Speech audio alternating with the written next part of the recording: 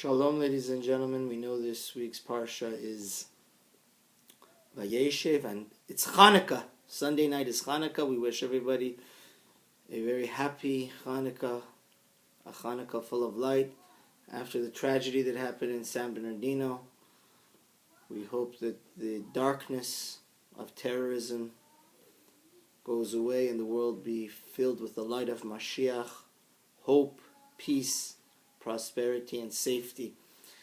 I wanted to talk about Chanukah, very important season.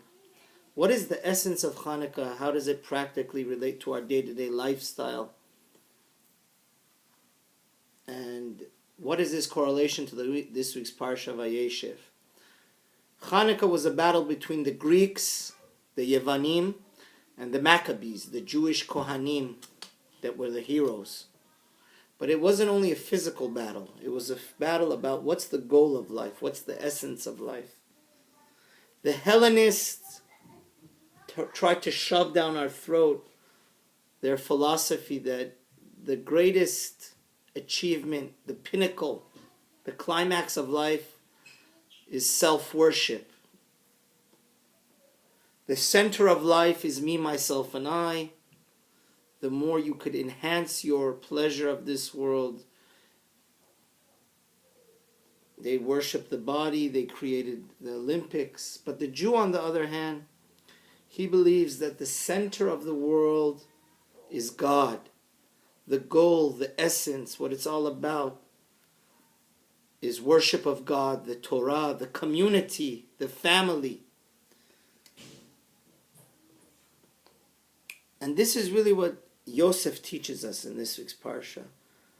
Yosef was young.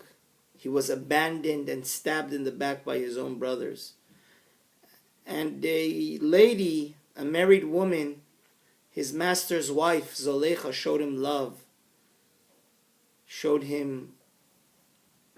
And Yosef had every reason to commit adultery with her. But Yosef did the prudent thing. He had fear of God. He showed us that this sexual urge is made to be in the holiness of a family.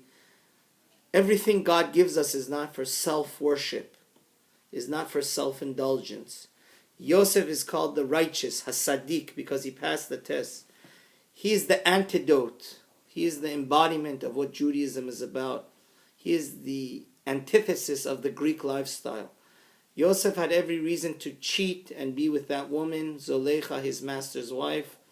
But Yosef chose the path of purity, of wholesomeness, of family over instant gratification.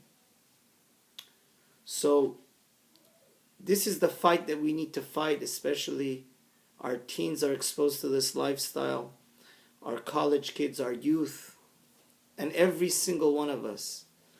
The Hollywood, the media, it's a lifestyle of the Greek. The names have changed, but the lifestyle hasn't.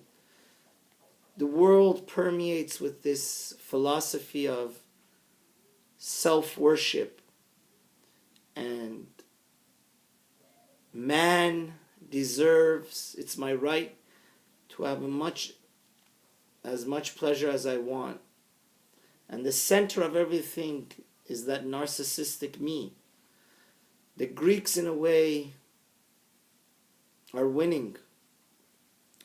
But it's through the miracle of Chanukah that we realize the true lifestyle, the true goal of life is not to be instant gratification.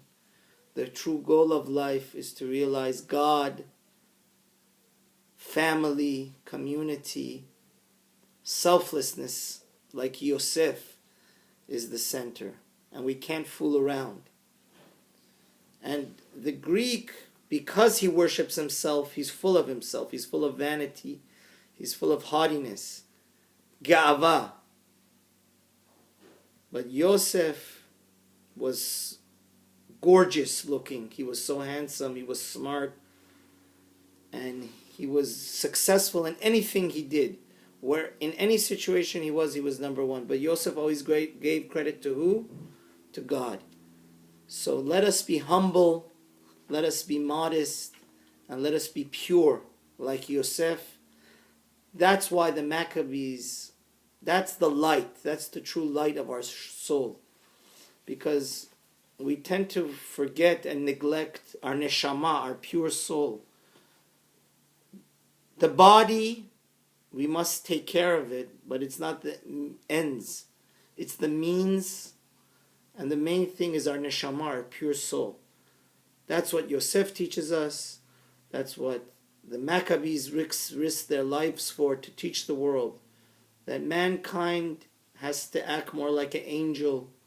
Mankind has a divine spark of God inside of him. And may the miracle of Chanukah,